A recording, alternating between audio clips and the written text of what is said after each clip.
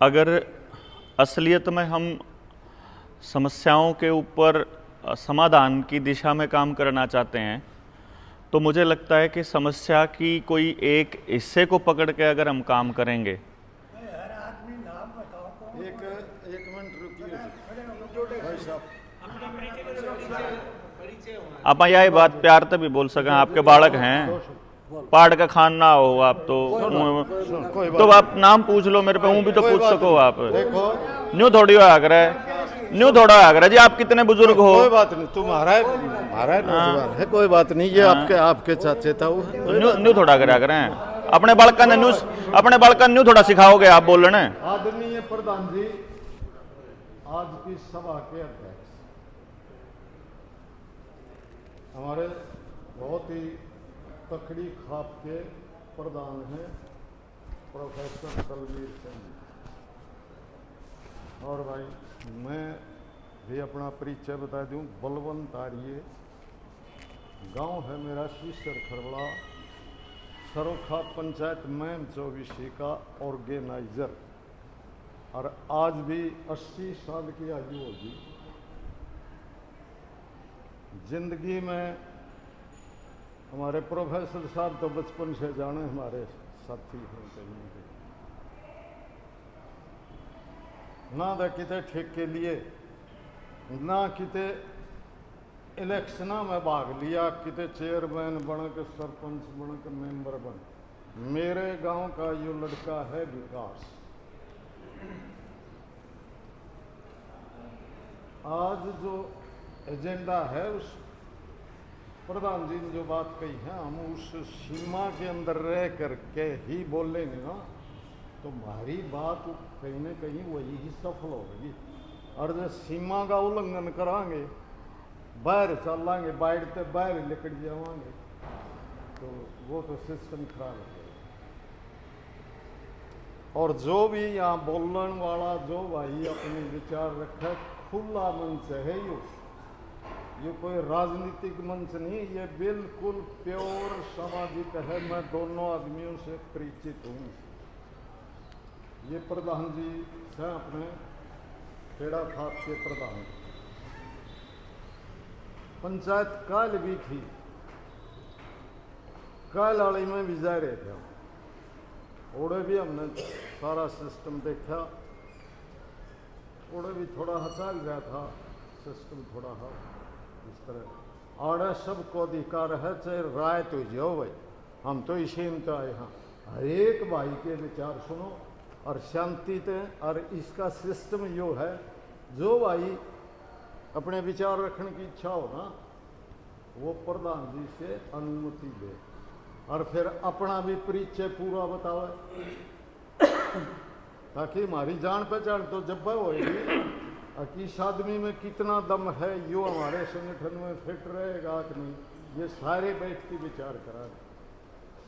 मैं इस हमारे नौजवान से प्रार्थना करूँ हूँ, बेटा अपना परिचय दे, पूरा परिचय दे के और फिर अपना विषय के ऊपर बोलिए। और विषय भी वो हो जो दायरा दिया है, उस दायरे और फिर चिंतन मनन करांगे।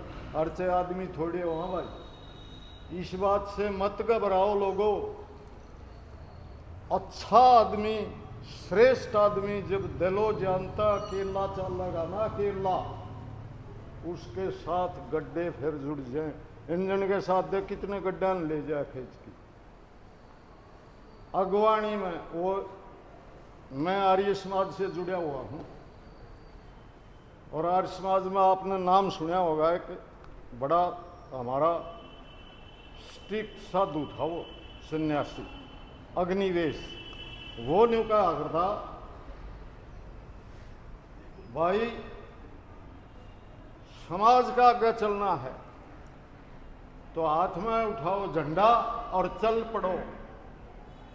अगर पशुओं को वो करना है तो पशुओं ना आगे करो और उसके पीछे डंडा लो और उन्हें कंट्रोल करो। मानस तो अपने आप जुटते चले जाएंगे, थोड़े नहीं है। कितने उदाहरण दूँ आपने, बहुत उदाहरण है। सुभाष चंद्र बोस इस देश में तो भिखारी बन के अकेला लकड़िया था लुक्की में, और उसने देख लो जाके कितना जुड़ाड़ा दूसरे देशों को भी अपना बनाएगी। और या जो आज़ादी आज हम महसूस करे है ना, पूर्ण आज़ादी नहीं है ये पूर्ण आज़ादी नहीं है। हम इन काले अंग्रेजा ने आके न और हमारे को हर सिस्टम से गुलाम बना दिया, हमारी संस्कृति ने खराब करने लग रहे हैं। और इस देश का किसान के ऊपर करड़ा हथौड़ा चल रहा है इस समय, और किसानों से ही पैदा ये खाप होती हैं। जो खाप में जैसे हम भी खाप के मेंबर हैं, प्रधान हैं। इस धरती से जो अन्न पैदा करता है असलियत वो है जो किसान मजदूर है इस देश में, जो रीढ़ है, और इन्हीं से खाप पैदा हो हैं। और ये खाप भी भाई थोड़े से एरिए में है, ये भी मैं बता देना चाहूँ।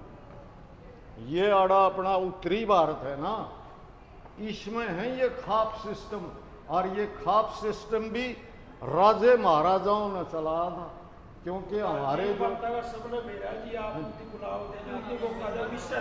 सुनो जी, मैं तो विषय कुछ नहीं बताता ना, और मैं तो बोलूँगा जब उस मुद्दा बोलूँगा। मैं एक बार थोड़ा सा 2-4 आदमियों का परिचय दूंगा, और न्यू ना डरो था मैं थोड़ी, हाँ डरने की जरूरत नहीं है।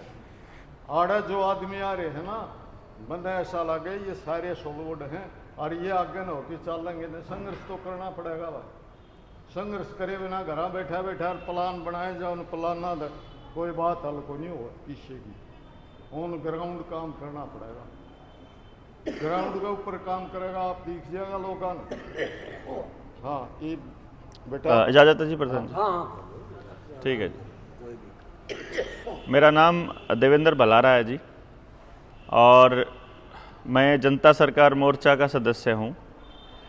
ये वही मोर्चा है जिसने इस लॉकडाउन के दौरान लॉकडाउन खुलवा के और ये वैक्सीन वाला पूरा षड्यंत्र देश को बताया था, और ये सब कुछ इसके खिलाफ हम लोग लड़े थे। और फिर गामराम ने मिलकर इसको समझा और फिर अपनी आज़ादी वापस पाई। जो जनता सरकार मोर्चा ने जो शुरुआत करी थी, उसका पर्पस ये था कि समाज में अलग अलग संगठन अपनी एक एक प्रॉब्लम को लेकर के लड़ रहा है, और दिक्कत ये आ रही है कि वो एक दूसरे के प्रॉब्लम्स को समझ नहीं पा रहे उस एंगल पे जैसे उनको समझना चाहिए। उदाहरण के तौर पे अभी हमने 21 साल जब लड़की की शादी की उम्र का मुद्दा उठाते हैं, तो अब आपको ये बात समझ में आएगी कि ये 21 साल की लड़की की शादी क्यों करी। अगर आप ये क्यों नहीं समझ में आएगा तो फिर हम इस लड़ाई को भी नहीं लड़ पाएंगे। क्यों का कारण अगर आप जोड़ पाएं और मैं जोड़ पाऊं और मैं आप तक पहुंच पाऊं तो उसको समझिए। असली जो खेल है वो है आपकी जमीन का। उनको आपकी जमीन चाहिए, किसी भी कीमत पर चाहिए। जमीन का मतलब है कि आपका भोजन। वही जो 1947 से पहले अंग्रेज आकर के अपने को गुलाम बना के रखे हुए थे, ऐसा जब हमारे को बताया जाता है, तो वैसा ही दौर वो लाना चाहते हैं। और इस दौरान जो उस लेसन तब से लेके आज तक के लेसन जो उन्हें पढ़े, जो उन्हें समझे हमारे पे, उन्होंने देखा कि ये देश गुलाम सिर्फ 2-3 कारणों से नहीं हो सकता। उसका सबसे पहला कारण यह है कि इनके पास अपना भोजन, अपने पानी का पूरा इंतजाम है। इनको अपने भोजन और पानी के लिए किसी के ऊपर निर्भर नहीं रहना पड़ता। और दूसरी बड़ी प्रॉब्लम यह है कि ये लोग अपनी सभ्यता और संस्कृति को अपनी अगली पीढ़ी को जबानी कहानियों के माध्यम से ही दे जाते हैं, जिसकी वजह से आदमी अपनी उस गौरवशाली सभ्यता को संभालने के लिए ही लड़ता रहता है, और उस लड़ाई का उसका जज्बा कभी खत्म नहीं होता, क्योंकि वो अपने आप को ये मानता है कि मेरा इतिहास गौरवशाली रहा है। इस चीज में वो हमको गुलाम केवल तब बना सकते हैं जब उनके पास हमारा पानी और भोजन, ये दोनों उनके काबू में हो, और हमारी अगली पीढ़ी तक हमारा ज्ञान ट्रांसफर ना हो, हमारे जो समझ है वह ट्रांसफर ना हो। तो उसके लिए कोई भी तरीका अपनाना पड़े, उनको पिछली पीढ़ी और अगली पीढ़ी के बीच में दरार और गैप पैदा करने के लिए वो सब करेंगे। तो जब 90 के दशक में विश्व सुंदरियां ऐश्वर्या राय और सुष्मिता सेन को लाया गया था, वो सारा का सारा खेल अगर आप समझो आज के टाइम पे पूरे समाज में समलैंगिकता को बढ़ावा देने के लिए, और कोई भी लिंग इंपॉर्टेंट नहीं है, ना पुल्लिंग ना स्त्रीलिंग, ना लड़का इंपॉर्टेंट ना लड़की, इस भावना को बढ़ाने के लिए अब की बार जो 2023 में विश्व सुंदरी का जो प्रतियोगिता हुई थी, उस प्रतियोगिता में 2 ट्रांसजेंडर्स को लेके गए, 2 किन्नरों को वो लेके गए थे बिल्कुल टॉप के लेवल पे। जिस टाइम पे कीनिया को उन लोगों को मतलब जब साउथ अफ्रीका के जंगल और कीनिया को जब टेक ओवर करना है और वहां मार्केट स्थापित करनी है, तो वो स्थापित वहां होगी उसके जरिए। ये लोग धर्म के नाम पर धार्मिक लोग हैं, भगवान को मानने वाले लोग हैं, तो आप लोगों को टेलीविजन के साथ जोड़ने के लिए इन्होंने रामायण और महाभारत जैसे सीरियल की रचना करी थी। पहली बार राम की शक्ल हमने उसी में देखी होगी मेरे ख्याल, टेलीविजन में ही। उससे पहले तो ले राम का नाम, राम राम भाई, राम बरस गया, राम नगर में कर दी, राम न्यू टिमका न्यू। कहने का मतलब यह हुआ कि अगली पीढ़ी की समझ को तोड़ने के लिए जिस तरीके से मीडिया का इस्तेमाल करके हमको यह बताया गया कि जो नई पीढ़ी है वह समझदार है, पुरानी पीढ़ी को कुछ नहीं पता। पुरानी पीढ़ी तो 16 साल की उम्र में ब्याह करके नाश करा कर दी, और 18 साल की उम्र में, ये 21 साल की उम्र में करके हम बचावांगे। इस टाइप का यो गैप डेवलप करने के पीछे जो मतलब है कुछ और कारण कि आप अपने बच्चों को नौकरी के पीछे लगा देंगे, जमीन बचाने की लड़ाई नहीं लड़ेंगे। जमीन पीछे से हथियाने के लिए हर आदमी को कर्जदार बना दिया जाएगा।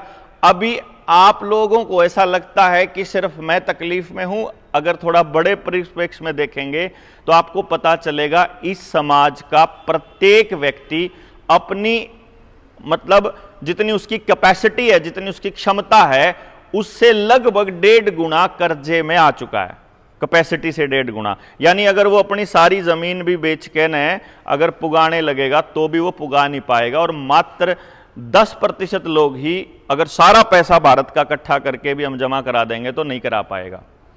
अब अगर मैं अपने बुजुर्गों को कैसे समझाऊं कि ये सारा खेल सबको क्रेडिट में लाके सोशल क्रेडिट स्कोर लाने का है, जिसके अंतर्गत सारी सरकारें एक ही तंत्र के पीछे काम कर रही, एक ही तंत्र के अंडर काम कर रही हैं, जिसका नाम है वर्ल्ड इकोनॉमिक फोरम। वो वर्ल्ड इकोनॉमिक फोरम ये कहती है कि 2030 तक हम एक ऐसी दुनिया बनाने जा रहे हैं, पूरी दुनिया की बात हो रही है, जिसमें आपका किसी भी चीज के ऊपर मालिकाना हक नहीं रहेगा। आपके डांगरा का आधार कार्ड बन चुका है, कान्ना पे आधार कार्ड के में लाग लिए हैं, उनकी रजिस्ट्री होकर उस पर लोन लिया जा चुका है। आपके घरों की जो लाल डोरे में जमीन थी वो रजिस्ट्री होकर के उसके ऊपर लोन लिया जा चुका है। आपके गांव की शामलात, आपके स्कूल की, आपके जोड़ की, आपकी बणी की, आपकी गड़ी की, हर जमीन को नीलाम करके उसके ऊपर लोन लिया जा चुका है, और वो जमीन सरकार ने अपने नाम कर ली है। अब वह पंचायत के नाम या गांव के नाम जमीन नहीं है। आज अगर बाजार के अंदर नकली बीज दे अगर कंपनियां, तो उसके ऊपर कोई कार्रवाई नहीं होती है। तो अगर अगले 2 साल तक ऐसे बीज किसान को मिलने लग जाएं जब उसमें फसल ही ना हो, दाना ही ना हो, है तो भारत को भूखा मरने से बचाने के लिए एफसीआई का गठन किया गया था, जिसके पास लगभग 2 साल का 200 लाख मीट्रिक टन अनाज होया करता। आज एफसीआई के पास गोदामों में अनाज खत्म होकर के सारा अनाज अमीरों के साइलोज में जा चुका है। अमीरों के साइलोज की रक्षा करने के लिए अमीर आदमी अपनी पुलिस और अपनी सेना का गठन कर सकते हैं, यह कानून बना दिया गया है। जब भूखा मर्दा किसान साइलों में अनाज लेने के लिए जाएगा तो 4 साल के लिए ट्रेनिंग कर रहे अग्निवीरों को बंदूक पकड़ा के उन साइलोज पे खड़ा कर दिया जाएगा, जैसा श्रीलंका में इस टाइम चल रहा है। पेट्रोल और डीजल बैन कर देंगे 4 साल में, नितिन गडकरी का बयान उसी टाइम आया था जिस टाइम अग्निवीर की योजना आई थी। 4 साल में ही अग्निवीर तैयार हो रहा है, 4 साल में ही आपका पेट्रोल डीजल बैन हो रहा है।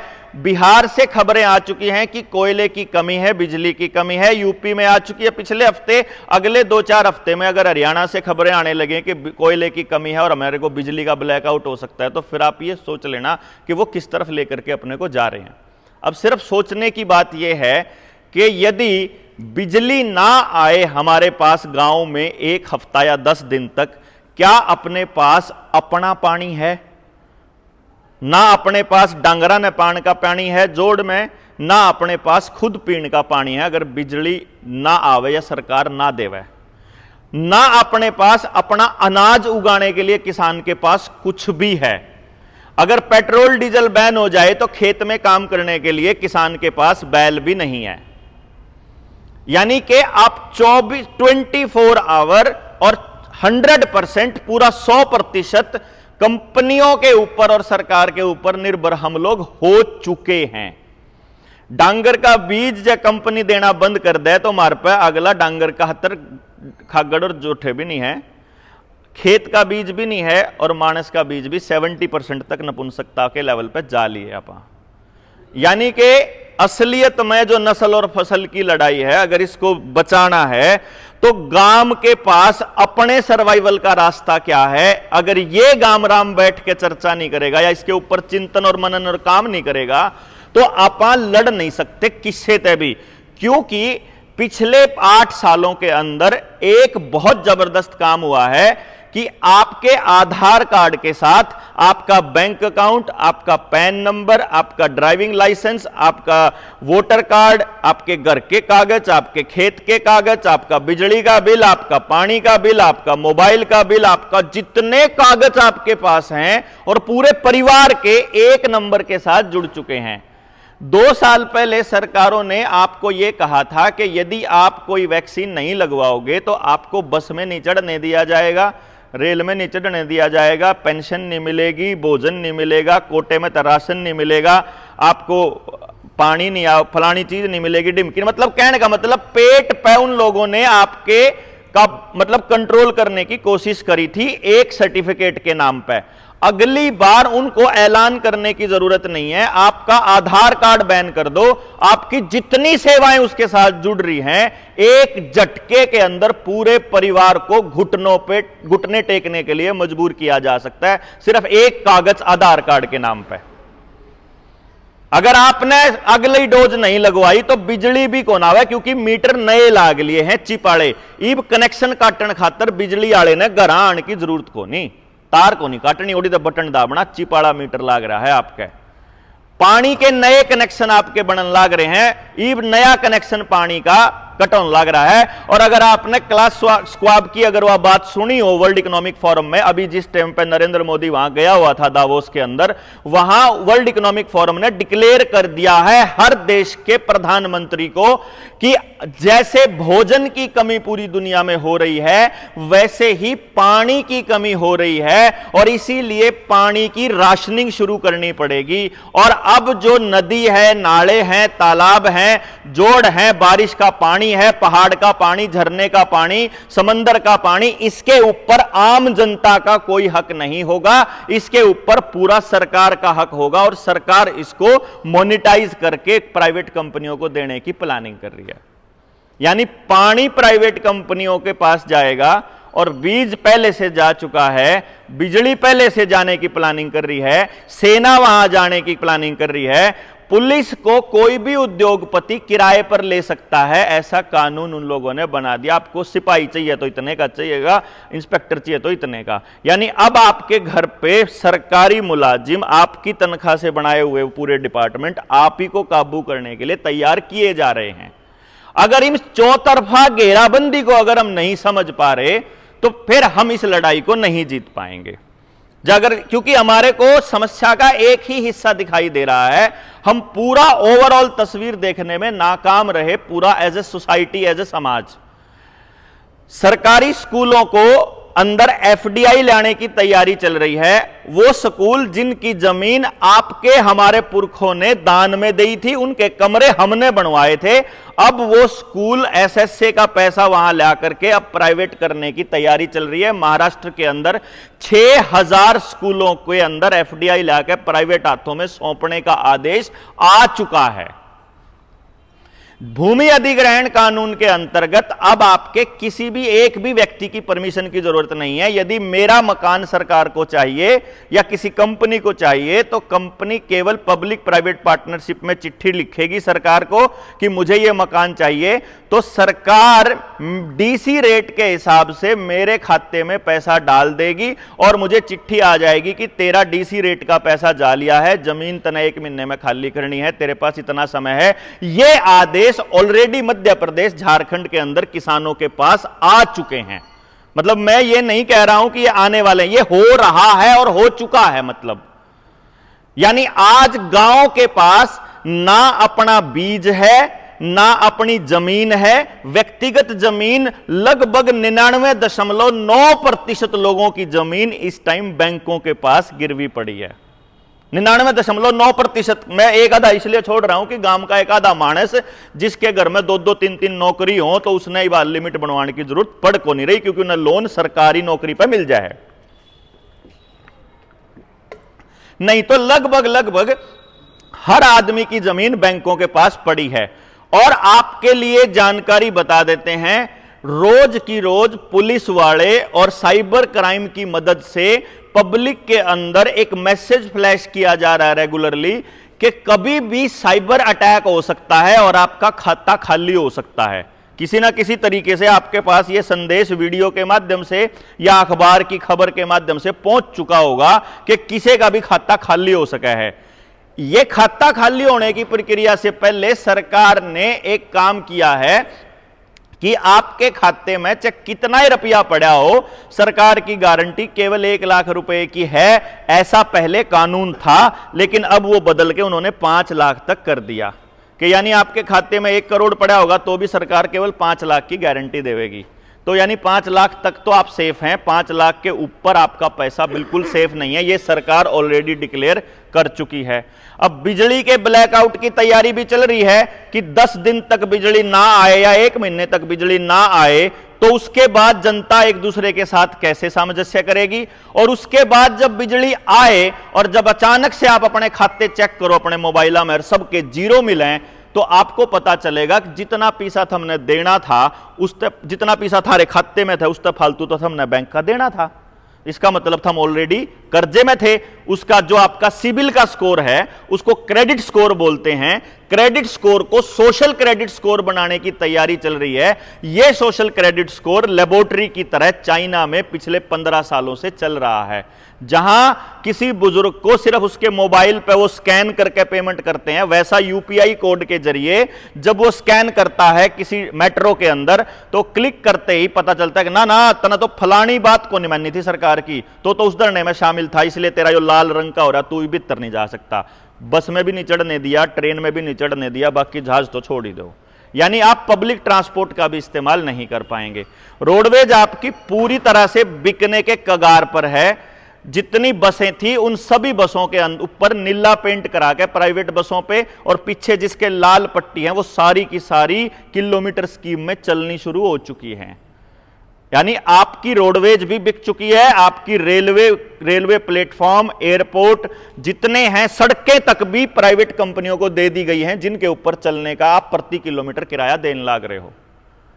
अब ये जो एलिवेटेड रोड है इसको आपने कभी ऊपर से अगर आप देखोगे तो आपको पता चलेगा पूरे भारत को इस तरह से 3 हिस्सों में काटता हुआ। किसानों की समस्या है। बिल्कुल जी, आप बता दो किसान कई बार 1 सेकंड के लिए भी गया हूं तो मैं रोडवेज में किसान का बेटा लाग रहा है जी।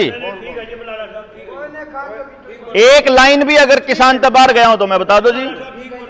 हाँ 1 मिनट जी। चाचा मैंने कुछ नहीं बिगाड़ा आपका, मेरे पे ना छोता रहो भाई। पूरे भारत को समझो जी, देखो ये देखिए एक बात समझिए, मैं आपको 2 चीजें समझाता हूं अगर आपको समझ में आए। अपने घर में बिजली का कनेक्शन हुआ है, एक बल्ब फ्यूज हो जाए सारे घर का कोई फर्क नहीं पड़ता, एक पंखा खराब हो जो कोई फर्क नहीं पड़ता। लेकिन इब दिवाली पर आप लड़ी ले आया करा, उस लड़ी में जब एक बल्ब खराब हो जाए तो सारी लड़ी बंद हो जाया करे, फिर वो बल्ब काट कर उसने तार ने जुड़ा करा, फिर वह सारी जड़ा करा है। ये जो सारी की सारी समस्याएं हैं ये उस लड़ी की तरह एक दूसरे तक जुड़ रही हैं। ये इसलिए बोलना पड़ रहा है, नहीं तो मन ने कत्ती शौक नहीं है जी, कत्ती भी शौक नहीं है, मतलब ऐसी चीज बोलने का जो आपके काम की ना हो। ये सारी इंटरकनेक्टेड हैं, इसमें तो एक भी मणिया अगर आपका निकल गया तो आपकी माला टूटेगी। और उनने पेड़ा है, इसीलिए हर चीज के ऊपर पैरेलल काम करने लाग रहे हैं। आपके बच्चा की मति मारन खातर उनने टेलीविजन और मोबाइल उनके हाथ में दे रखा है। आपके बड़ा की मति मारन खातर उनने न्यू कह दिया टेक्नोलॉजी आ गई। किसान ने तो जो है बिना उसके मेरी फसल मेरे ब्यौरे के न्यू कह बोला तेरी फसल को नहीं बिकेगी। उसने न्यू कहा कि बिना इंटरनेट के तू सरवाइव नहीं कर सकता, मंडी नहीं खरीदेगी, और 2 रुपये महंगा जो है वो प्राइवेट कंपनी वाला खरीदेगा। और प्राइवेट कंपनी वाले के लिए नियम बना दिया कि जिस टाइम पे देश भूखा मर रहा होगा, समझियो बात ने, जो खेती के 3 कानूनों में लिख रहा था वो नियम नोटिफिकेशन आ लिया सरकार का। उस खेती के 3 कानूनों में एक बात लिख रही थी एसेंशियल कमोडिटी एक्ट के अंदर, उसमें न्यू था कि अगर देश में एक्स्ट्रा ऑर्डिनरी कंडीशंस हैं, यानी कि सूखा, बाढ़, युद्ध या आपातकाल या चौथी पांचवी स्थिति कोई महामारी है अगर देश के अंदर, तो जब उस टाइम पे कंपनी के पास अगर वो रखा हुआ है अनाज और उधर किसी के पास अनाज नहीं है, एफसीआई के पास अनाज नहीं है, अगर कंपनी केवल एक चिट्ठी दिखा दे सरकार को कि मेरा तो चीन तय 2 लाख मीट्रिक टन का ऑर्डर आ रहा है, मैंने तो एक्सपोर्ट करना है, तो सरकार उसके साइलों में से अनाज लेकर के जनता को नहीं बांट सकती। किसी के पास पैकेट में अगर अनाज रखा है दुकाना पे, पैकेट में होता है सारा का सारा, पैकिंग में अनाज भी और चून भी, वो कंपनी सरकार नहीं ले सकती। लेकिन अगर किसी के पास खुला अनाज पड़ा है तो सरकार धक्के से लेकर जनता में बांट सका है। और खुला अनाज केवल और केवल किसान के कुठले में या उसकी टंकी में होगा। जनाब आपके नहीं समझ में आ रहा है, आपका पूरे अनाज को सरकार जबरदस्ती घर में घुस के लेने आ सकती है, और आपके पास तो उनका मुकाबला करने के लिए जेड़वे और लाठी भी को नहीं रह रही घर में। कदम नहीं सोच रहे हो, हथियार की तो लाइसेंस दूर की बात है, उनका मुकाबला करने के लिए आपके पास उन्होंने कुछ नहीं छोड़ा है। यहां तक कि आपके लोहे के जितने इंजन है ना, वह भी न्यू कहे हैं कि ये तो वेस्ट हो लिए, क्योंकि उन्होंने न्यू बेरा है जिस दिन देश के लोगों का बात समझ में आवेगी उस दिन ये अपने हथियार गड़ान खातर लो आटोवेंगे। वह जो मूर्ति बनाई थी ना, वह जो पटेल की, उस खातर घर तक कसीर में पुराने लोया लेके गए, न्यूए लेके गए थे, इनके घर में धातु नहीं रहनी चाहिए। इब एक बात और समझण की है सबसे बड़ी, अगर थोड़ा सा और समझ में आ जावे, जिससे कि बस आपको किसान की जमीन कैसे जाएगी या बात समझ में आ जाए, तो कागज के बदले असली धन क्यों कर बर्बाद किया जावे, बसल्ले वह बात और समझण की है। आप में से सबको यह मालूम है लगभग कि सरकार केवल उतने ही नोट छाप सकती है जितना सोना सरकार के पास रखा हुआ है। यह तो पता होगा जी आप सबने। आखिरी जो इससे पहला जो कानून बना था, क्योंकि आपको अगर ये अपनी जमीन बचानी है तो इस कानून की जानकारी और इस बात की जानकारी आपको पता होनी चाहिए। 1882 में सबसे पहली लूट स्टार्ट हुई थी एक कानून से, यानी कि आज यहां बैठे हो, आज आप 10-10 किला के मालिक हो, अगले दिन पटदे से आपके 3 किले गायब हो जाएंगे और आप 7 किला के मालिक रह जाओगे। ये नियम ऐसे बनते हैं कि आपको पता ही नहीं चलता कि आपकी जेब से पैसा कैसे गया और आपकी प्रॉपर्टी कैसे गई। जैसे पहले 10 रुपया की एक मोर होया करती, अगर आपने पता हो तो 10 रुपया की एक मोर, और एक मोर का वजन 1 तोला सोना होया करता। 10 रुपया में 1 तोला सोना होया करता, और 1882 में 10 रुपए से 15 रुपए की एक मोर कर दी। अब आप एक बात सोचने की है, घर बार में दोनों मियाँ बीबी बात कर रहे हो, 150 रुपये घर धरे हैं, भगवान कल न इसका सोना ले आऊंगा, तो 150 रुपया में कितने तोड़े सोना आ गया जी? 15 तोड़े, 15 मोर आएगी ना। और 1882 में कानून पास होया, घरा तो आप तैयारी कर रहे, कल नहीं 15 रुपया, इन 150 रुपया में 15 तोड़े सोना ले आऊंगा, 15 रुपया का मोर, क्योंकि वही स्टैंडर्ड है अपने रुपये का।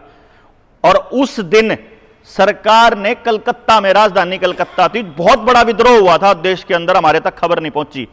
उस दिन सरकार ने मोर 15 रुपया की कर दी। तो जिसके घर में 150 रुपये धरे थे, 150 रुपये तो न्यू के न्यू धरे, पहले तो 15 तोड़े कीमत थी उसकी सोने की, और अगले दिन तड़की उठा गया जब लेन खातर, तो कितना हो गया जी? 5 तोड़े सोना गायब हो गया, एक ही कानून से, एक ही चिट्ठी से। आपके रुपए के बैकिंग में जितना रुपया जेब में होता है, इसके बैकिंग में गोल्ड होता है। और इस टाइम पे जो स्टैंडर्ड है अपना 777 मिलीग्राम 1 रुपए का स्टैंडर्ड है, 1 रुपए का। अब सोचो आप, देश की जनता के पास लाखों करोड़ रुपया पड़ा है, उसकी कीमत के हिसाब का सोने का वो मालिक है। क्यों जी?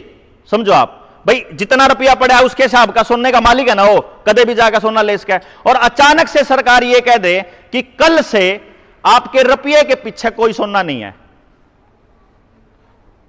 तो आपका रुपया जीरो हो गया जी। रुपया जीरो हो गया और सोना गायब हो गया। जिसने दर रखा था वो लेकर चलदा बना। सिर्फ यही समझने की बात है, आपकी जमीनों को फर्जी पर्चियां छाप छाप के कर्जे में आपको कागज के नोट पकड़ाए जा रहे हैं, जिनकी बैकिंग का सोना वो लोग कहते हैं कि अब हमारे पास है नहीं। अब आपको जो लोन दे रहे हैं वो क्या करते हैं, अगर आपको समझ में आए, बैंक जितना उसके पास पैसा पड़ा है 100 गुना तक लोन दे रहा है। यानी 100 करोड़ रुपया पड़ा है, 10 गुना तक, सॉरी 100 करोड़ रुपया पड़ा है, 1000 करोड़ का लोन किसान में बांट देता है। किसान की 25 लाख का किला है, उसने लाख रुपए की लिमिट बना हुआ है और उसने गिरवी दर ले है, उसकी फर्द न उड़दर ले है। क्यों जी? नहीं बन रहा होगा? लोन फसल का है लेकिन गिरवी जमीन पड़ी है। और आज के टाइम पे आप अपने गांव में एक बार कैलकुलेट करके देख लियो, 99% किसान के पास उस लिमिट का पैसा, भरण का पैसा है को नहीं। उसने वो खर्च कर दिया, चाहे मकान में कर दिया हो, चाहे गाड़ी में कर दिया हो, चाहे बड़का की एजुकेशन पर कर दिया हो। आज अपना हर किसान अपनी जमीन लुटाने के लिए तैयार बैठा है। और आंकड़े अगर सरकार के देख लिए जाएं, 34 लाख करोड़ रुपए की करेंसी है भारत के अंदर और 156 लाख करोड़ रुपए का कर्जा है। आपको जानकर खुशी होगी, 122 लाख करोड़ की प्रॉपर्टी नीलाम होनी तय है। और वह अंबानी अडानी की कोनी होगी जी बुजुर्गो, वह आपकी मारी होगी। तो ईबजा लड़ाई तो न्यू तो समझ मानती हो कि यो आधार कार्ड के है और यो वैक्सीनेशन क्या है। अब यह बात आपको कैसे समझाएं कि प्रोपेगेंडा इतना लेवल पे जा चुका है कि बिल गेट्स ये कहता है, बिल गेट्स कौन है अगर आपको पता लगे, नीति आयोग बिल गेट्स का बनाया हुआ है। और नीति आयोग, या कोई आप में से अगर कोई आदमी नीति आयोग ने प्लानिंग कमीशन सोच रहा हो तो मैं माफी चाहूंगा, वो प्लानिंग कमीशन नहीं है, वो एक इंस्टीट्यूट है बिल गेट्स का, जिसका नाम है national institute of transforming India, NITI, NITI Aayog. उसके फुल फॉर्म जाके देखोगे, वहां पर प्रोग्रेसिव फार्मिंग की रिपोर्ट के अंदर बिल गेट्स ने आधिकारिक रूप से 2016 के अंदर ऑफिशियली भारत सरकार को रिकमेंड किया है कि 2016 में जिस टाइम उसको पद्मश्री अवार्ड दिया था, उसको और उसकी वाइफ को, उस टाइम पे वो बोलता है कि हम 2022 तक किसानों की आमदनी दुगनी कर देंगे। ये बात खुद प्रधानमंत्री ने अपने भाषण में बोलना स्टार्ट किया, लेकिन इससे 2 लाइन छोड़ के 1 लाइन और लिख रही है जिसके बारे में किसी ने जिक्र नहीं किया, जिसमें भारत सरकार को वो रिकमेंड कर रहा है कि 2022 तक 50% किसान खेती से बाहर होने चाहिए, चाहे कुछ हो जाओ, तभी तो दुगनी होगी उतनी जमीन पे। लिखा हुआ ये ऑफिशियल डॉक्यूमेंट है, कदे नहीं सोच रहे हो कि या कोई कहने की बात है। अब आपको यह समझने की बारी है कि किसान के आपके गांव के आसपास या तो कोई इथेनॉल का प्लांट लगाने की तैयारी चल रही है, या कोई ना कोई हाईवे निकाल के या कोई ऐसी चीज निकाल के एक्वायर करने की तैयारी चल रही है, या कोई गार्बेज का, कूड़े का ढेर बनाने की तैयारी चल रही है, या कोई शुगर मिल या कोई दूसरी फैक्ट्री खोलने की तैयारी चल रही है। उसका कारण यह है कि हर गांव के पास आसपास ऐसी जगह होनी चाहिए जहां से हर गांव में या तो बदबू आती हो, या राखी आती हो, या उसकी वजह से उसके रोडा पे ट्रांसपोर्ट ज्यादा हो, जिस तक गांव के आदमी दुखी हो जाए। गांव में एजुकेशन नहीं होगी, गांव में रोजगार नहीं होगा, ताकि गांव का आदमी खुद अपनी औलाद ने शहर भेज दे। और शहर में भेजना ही षड्यंत्र है उनका, क्योंकि जब तक आदमी का खिंडकर उसकी धोती रहेगी तब तक देश का कानून उसके ऊपर लागू नहीं रह सकता, ये उन्हें पता है। तो आपकी औलाद को नई ड्रेस देना, नई सोच देना, नई जगह देना, नई नौकरी देना, ये आपके गांव को उजाड़ने की तैयारी है। 2.5 लाख एकड़ जमीन KMP के आसपास एक्वायर करने करने की नामदेही हो चुकी है। आपके गांव को वहां शिफ्ट करके कबूतर खानों में रखने के लिए दीनदयाल उपाध्याय आवास योजना चल रही है, जहां एक ही टाउनशिप में पूरा गांव बच सके है। अगर जय आप बात आज समझ में ना दियो बुजुर्गो, तो 10 साल पाछा आ जाएगी, जिब लड़ लियो, 15 साल पाछा आ जाए, जिब लड़ लियो। लेकिन अगर जब पूरी बात न समझे बिना लड़न चाल पड़े, तो आपा जुकर 13 महीने ओड़े खराब कर दिए, 13 साल और खराब कर देंगे, हासिल कुछ नहीं होना। अपने गांव ने अपनी व्यवस्था क्यों कर बनानी है, जे या तो बात आप कर सकते हो और इस लेवल पर लड़ाई लड़ सकते हो कि हमने सरकार की जरूरतें नहीं। सरकारी कर्मचारी का गांव में एंट्री बैन जब तक नहीं होगा ना, तब तक आप गांव की सभ्यता संस्कृति को नहीं बचा सकते, चाहे कितना ही हंगामा लो, कितना ही जोर ला लो। जब तक पुलिस गांव में नहीं बढ़ी थी ना, और जब तक सरकारी लोग गांव में नहीं बढ़े थे, सरकारी डॉक्टर पहले हम गांव में आया था, बीमारी बाद में आई। डांगरा के डॉक्टर पहले आए थे, बीमारी बाद में आई। ट्रैक्टर पहले आया था, डांगर गांव फिर लिकड़ी। इन्होंने पूरा गेम प्लान के तहत पूरा का पूरा गांव बर्बाद किया है। और इतनी बड़ी प्लानिंग से लड़ाई प्लानिंग से लड़ सकते हो, खाम खाई भावना में आकर नहीं लड़ सकते। तो सारी बात ने समझोगे आप लोग, और सारी बात के इसे हिसाब से लड़ाई लड़ोगे। इस उम्मीद में हम आप लोगों के पास आए हैं, आपके चरणों में अर्जी देना यहाँ कि जो 19 नवंबर ने जनता सरकार मोर्चा ने नस्ल बचाओ रैली पे जो आप लोगों को कहा है कि आप आवेदन आपके बीच में है कि यह सारे मुद्दों पर लड़ना पड़ेगा अपने। जय इन पर लड़ना आपका आशीर्वाद और आपके सहयोग हो तो शायद हम कुछ अगली पीढ़ी ने दे पावा जी। नमस्ते।